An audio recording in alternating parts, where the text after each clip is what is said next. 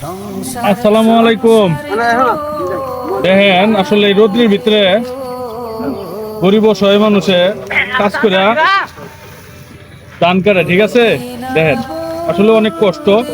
আমি দেখতেছি একটু যে কিরকম লাগে, আসলে কষ্টটা কতটুকু লাগে, ঠিক আছে।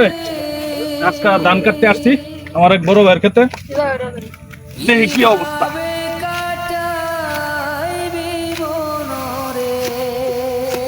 আসলে আমি 2 ঘন্টা টিকতে পারতাম না, যে পরিস্থিতি খুবই খারাপ, মানে অনেক গুরুত্ব। আসলে একটা গরিব মানুষে যখন একজনের ক্ষেত্রে কামলা দেয়, কাম কইরা সারাদিনে 500-700 টাকা রোজ পাওয়ার পরে আসলে এটা যদি আপনি নিজে না করেন বুঝতে পারবেন না গরিব অসহায় মানুষের কতটুকু কষ্ট করিয়া